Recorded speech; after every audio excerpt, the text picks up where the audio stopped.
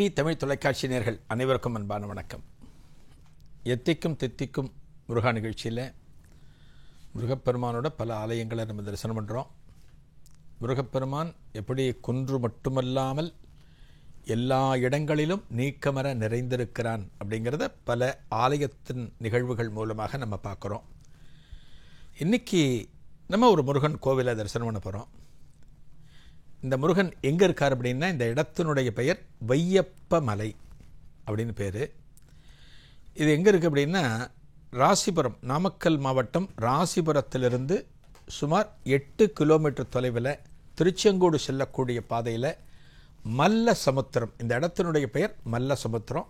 அந்த இடத்துக்கு பக்கத்தில் இந்த மலை பேர் வையப்ப மலை. இந்த ஊருக்கு பேரே வையப்ப மலைன்னு சொல்கிறாங்க. வையப்ப மலை அப்படிங்கிறது எதிலிருந்து வந்ததுன்னா வைகை பொன்மலை, வைகை பொன்மலை அப்படிங்கிறதுலேருந்து வையப்ப மலை வந்ததுன்னு சொல்கிறாங்க.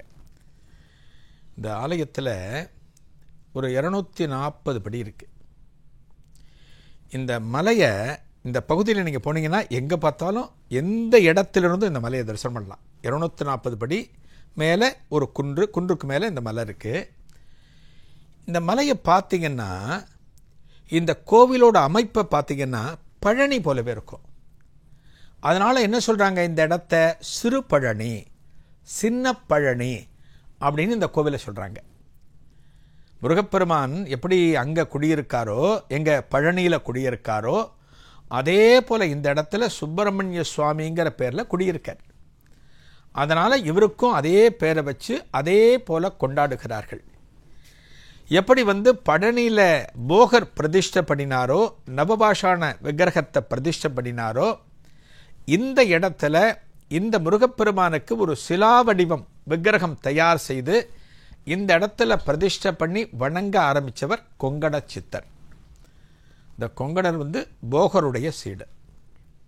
போகருடைய உத்தரவின் பேரில் தான் இந்த கொங்கணவர் இந்த பகுதிக்கு வந்து இந்த வையப்ப மலைக்கு பக்கத்தில் இருக்கிற அளவாய் மலை அப்படிங்கிற மலையில் பல காலம் தவம் இருந்து, அதன் பிறகு முருகப்பெருமானுடைய தரிசனம் இந்த இடத்துல வையப்ப மலையில் கிடைக்கப்பெற்று ஒரு பங்குனி உத்தர நாளில் அவருக்கு தரிசனம் கிடைச்சுதான். யாருக்கு? கொங்கண சித்தருக்கு. அதன் பிறகு அவர் தான் ஒரு விக்கிரகம் படித்து பிரதிஷ்டை பண்ணுறார். வையப்ப மலைக்கு பேர் வைகை பொன்மலை அப்படின்னு சொன்னேன். பொண்ணுன்னா தங்கம்னு அர்த்தம். என்ன தங்கத்திற்கும் இந்த மலைக்கும் என்ன தொடர்பு?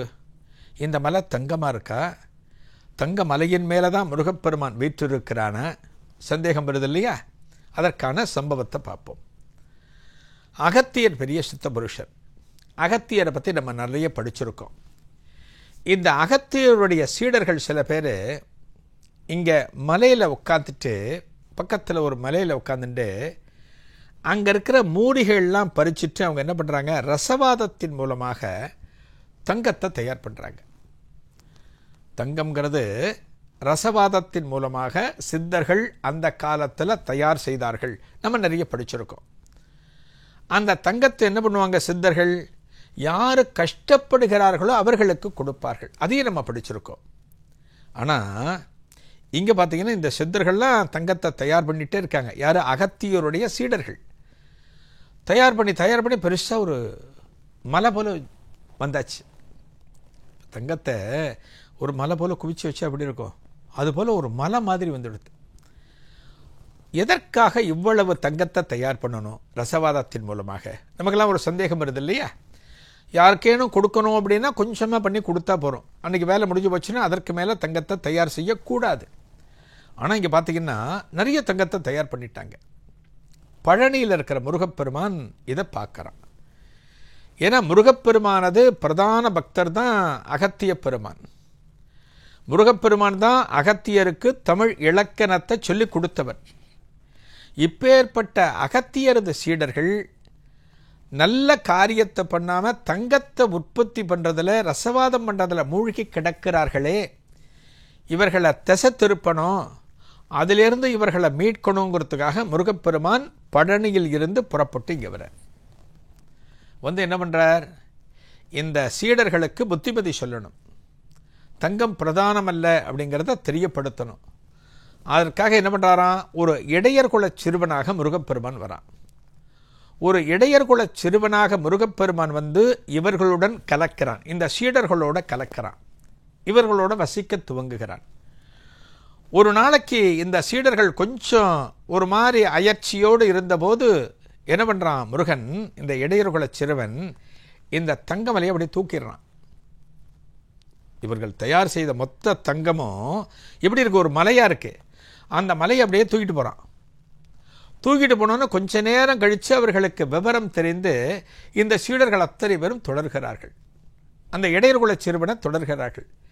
என்னடா நம்ம கஷ்டப்பட்டு தயார் பண்ண தங்கத்தை இவன் ஒருத்தன் தூக்கிட்டு போகிறானே இந்த மலையை அப்படின்னு தொடர்ந்து வருகிறார்கள். சிறுவன் வேகமாக ஓடுகிறான். அப்போ இவர்கள் ஒரு சாபம் கொடுக்கிறார்கள். யாரு? இந்த சீடர்கள்.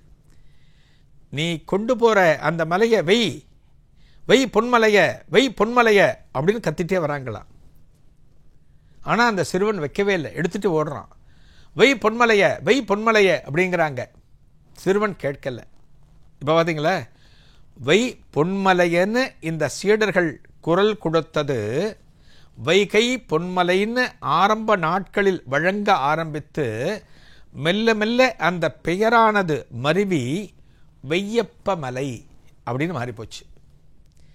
இந்த மலையை தூக்கிட்டு போகிறான் இல்லையா முருகப்பெருமான், விடாமல் துரத்துறாங்களா, சீடர்கள் துரத்துகிறார்கள். இப்போ நல்லா நம்மெல்லாம் நினைப்போம் இல்லையா, நம்மள பல பேர் நினைப்பாங்க, நம்ம ஒரு பொருளை அனுபவிக்க முடியல அப்படின்னா கூட அடுத்தவனும் அதை அனுபவிக்கக்கூடாதுன்னு நினைக்கிற ரகம் நம்ம அத்தனை பேரும். இன்றைக்கி மனிதர்கள் இப்படி தானே இருக்காங்க. சின்ன உதாரணம் பாருங்கள், பவர் கட் ஆகிருக்கும், ஒரு வீட்டில் கரண்ட்டு போயிருக்கும். கரண்ட்டு போன உடனே நம்ம முதல்ல என்ன பண்ணுவோம், நம்ம இபி ஆஃபீஸ்க்கு முதல்ல ஃபோன் பண்ண மாட்டோம். நம்ம இல்லை பல பேர் என்ன பண்ணுவோம், ஜன்னல் கதவை தெரிஞ்சு பக்கத்து வீட்டை பார்ப்போம். அவன் வீடும் இருட்டாக இருக்கும். ஓ நல்ல வேளை அவனுக்கும் கரண்ட்டு போயாச்சு, பரவாயில்ல எப்போ வருதோ வரட்டும் அப்படின்னு நினைக்கிற ரகம்தான் நாமெல்லாம். இந்த பாருங்க, இந்த சீடர்கள் அத்தனை பேருமே இந்த இடையனாக வந்த முருகப்பெருமான் அந்த மலையை தூக்கிட்டு போகிறான், பொன்மலையை தூக்கிட்டு போகிறான் இல்லையா, இந்த மலையை தூக்கி கொண்டு ஓடுகிறான். இவனை தொடர்ந்து பிடிக்க முடியவில்லை. இந்த மலை நமக்கு கிடைக்குமா கிடைக்காதான்னு தெரியல, இந்த தங்கத்தை இவனே எடுத்துட்டு ஓடுறானேன்னு இந்த சீடர்கள் அத்தனை பேரும் அந்த நேரத்தில் ஒரு சாபம் கொடுக்கிறார்களாம். நீ சுமந்து செல்கின்ற மலை கல்மலையாகட்டும் அப்படிங்கிறாங்களாம். ஏதான முருகப்பெருமானை எதிர்பார்த்தா, இந்த தங்கத்தை வச்சுட்டு இருந்தா உங்களோட மனசு மாறுபடும், பல இடங்களில் பயணப்படும், உங்களுடைய நோக்கம் சிதைந்து விடுங்கிறதுக்கு தான் முருகப்பெருமானை ஆசைப்பட்டான். அந்த மலையை ஒரு இடத்துல வச்சான், அதுதான் வெய்யப்ப மலை. வைகை பொன்மலைங்கிறது வெய்யப்ப மலையாயிற்று. இப்போ புரியுதுங்களா இந்த மலை இப்படி வந்தது? வெய்யப்ப மலை ஒரு பொன்மலையாக இருந்து சாபத்தினால் கல்மலையாகி இந்த கலிகாலத்தில் இது கல்மலையாக காணப்படுகிறது. இங்கே தான் முருகப்பெருமான் சுப்பிரமணிய சுவாமி என்கிற பெயரில் கொங்கண சித்தரால பிரதிஷ்டை செய்யப்பட்டு இன்றைக்கு தரிசனம் தருகிறார். இந்த மலையை பற்றி நிறைய வரலாறுகள், நிறைய சம்பவங்கள் சொல்லப்படுகிறது. அனுமன் ஒரு தடவை ஒரு சாலக்கிராம கல்லை சுமந்து கொண்டு நாமக்கல்லுக்கு சென்று கொண்டிருக்கிற போது இந்த மலையில் சற்று நேரம் ஓய்வெடுத்தாரா.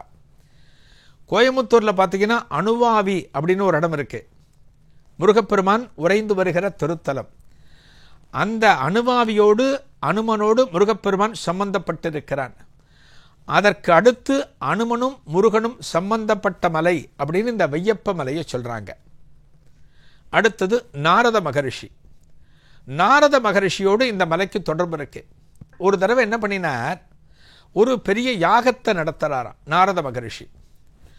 அந்த யாகத்தை நடத்துகிற போது அதில் ஒரு மந்திர பிரயோகத்தை தவறாக பயன்படுத்தி விட்டார். ஒரு மந்திரம் சொல்கிறோம் அப்படின்னா அது அக்ஷர சுத்தமாக இருக்கணும். சமஸ்கிருதத்தில் என்ன ஒரு பெரிய கடினம் அப்படின்னா, ஒரு வார்த்தை நம்ம சொல்கிற போது அந்த வார்த்தையை வேறு விதமாக நாம் உச்சரித்து விட்டால் அதன் பொருளே மாறிவிடும். அதனால் ரொம்ப கரெக்டாக சொல்லணும். இந்த நாரத மகரிஷி நடத்துகிற யாகத்தில் அந்த மந்திர பிரயோகம் தவறாக அமைந்துவிட்ட காரணத்தினால என்னது, அவருக்கு ஒரு அபச்சாரம் வருகிறது. அந்த அபச்சாரத்தினால என்னாகிறது, ஒரு பெரிய ஒரு ஆட்டுக்கடா ஒன்று வருது. ஆட்டுக்கடா ஒரு முரட்டுத்தனமாக காணப்படுகிறது. என்ன காரணத்தினால அந்த ஆட்டுக்கடா இங்கே வந்திருக்கே, மந்திர பிரயோகம் தவறாக உச்சரித்த காரணத்தினால இந்த உலக தண்டிக்கணும், இந்த இடத்துல இருக்கிற பலரையும் தண்டிக்கணுங்கிறதுக்காக அந்த ஆட்டுக்கடை ரொம்ப வேகத்தோடு வருகிறது, பலரையும் பாதிக்க செய்கிறது. அந்த ஆட்டுக்கடை நடத்துகிற அட்டூழியங்கள் அதிகமாகுது, ரொம்ப அதிகமாகுது. அப்போ நாரதர் முருகப்பெருமானை பிரார்த்தனை பண்ணுறார். முருகப்பெருமான் கிட்ட, நான் செய்த ஒரு தவறான பிரயோகத்தின் காரணமாக இந்த ஆட்டுக்கடா உற்பத்தியாகி இங்கே இருக்கிற பலருக்கும் இடைஞ்சலை கொடுக்கறது, இதை நீ தான் அடக்கணும் அப்படின்னு அவர்கிட்ட வேண்டுகோள் வைக்கிறார். வேண்டுகோள் வைக்கிற போது இந்த மலையில், வையப்ப மலையில் முருகப்பெருமான் அந்த ஆட்டுக்கடாவை இந்த இடத்திற்கு வருகிற போது கட்டுப்படுத்துகிறார். இந்த இடத்துல கட்டுப்படுத்துகிறார். அப்போ தான் ஆட்டினுடைய அந்த அட்டகாசங்கள், அட்டூழியங்கள் எல்லாம் குறையிறதான் இந்த இடத்துல. இந்த வையப்ப மலைக்கு இன்னொன்று சொல்லுவாங்க, ஆட்டுக்கடாவோடு தொடர்பு படுத்த காரணத்தினால செவ்வாய் தோஷம் இருக்கிறவர்கள் இந்த இடத்துல வந்து வழிபட்டால் பலன் கிடைக்கும் என்று சொல்கிறார்கள்.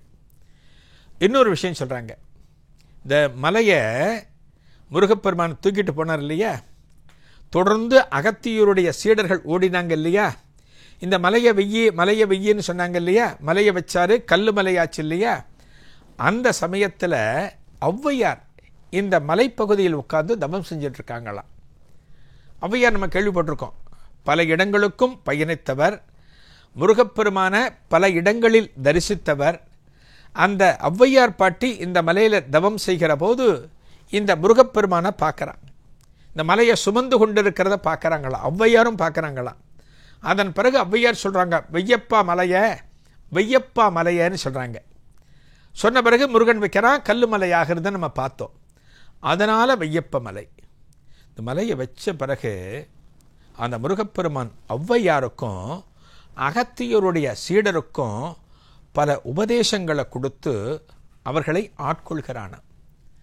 பாருங்க, ஒரு தெய்வம் எப்படி ஆட்கொள்ளும், ஒரு தெய்வத்தினுடைய அனுகிரகம் நமக்கு எப்படி கிடைக்கும் அப்படின்னா, அந்த எந்த அளவுக்கு அந்த தெய்வத்தை நாம் மனம் கசிந்து வணங்குகிறோமோ, தவத்தினால் வணங்குகிறோமோ, அப்படி வணங்குகிற போதுதான் அந்த தெய்வத்தினுடைய அருளாசிகள் நமக்கு கிடைக்கும்.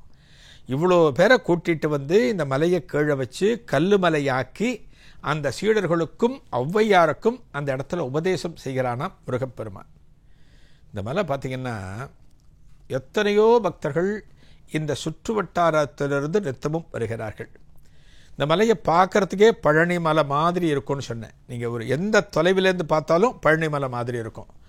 அது தவிர இந்த மலைக்கு மேலேருந்து நீங்கள் பார்த்தீங்க அப்படின்னா திருச்செங்கோடு தெரியுமா, சங்ககிரி மலை தெரியுமா, கொல்லிமலை தெரியுமா, பல மலைகளை இந்த மலைக்கு மேலிருந்து தரிசிக்கலாம். அப்பேற்பட்ட சிறப்பு கொண்ட மலைதான் வையப்ப மலை. இந்த மலைக்கு மேலே அருளக்கூடிய முருகப்பெருமான் பாலசுப்பிரமணிய சுவாமி என்கிற சுப்பிரமணிய சுவாமி. பழனிக்கும் இதுக்கும் தொடர்பு இருக்கின்ற காரணத்தினால இந்த முருகப்பெருமானை எப்படி வணங்குறாங்கன்னா, பழனி தண்டாயுத பாணியாகவே நினைத்து அந்த பழனியில் போகர் பிரதிஷ்டப்படினார், இந்த இடத்துல கொங்கணர் பிரதிஷ்டப்படினார். அது நவபாஷாணம், இது சிலா விக்கிரகம். ஆனால் பழனியில் என்னவெல்லாம் நடக்கின்றதோ, அற்புதங்கள் நடக்கின்றதோ, அத்தனை அற்புதங்களும் இந்த வெய்யப்ப மலையில் இன்றைக்கும் நடந்து கொண்டிருக்கின்றன. தனது பக்தர்கள் அத்தனை பேருக்கும் முருகப்பெருமான் தனது இன்னருளை எல்லா காலத்திலும் வழங்கி கொண்டிருக்கிறார். நாளைய எத்திக்கும் தித்திக்கும் முருகா நிகழ்ச்சியில் ஒரு புதிய அனுபவத்தை காணலாம். நன்றி, வணக்கம்.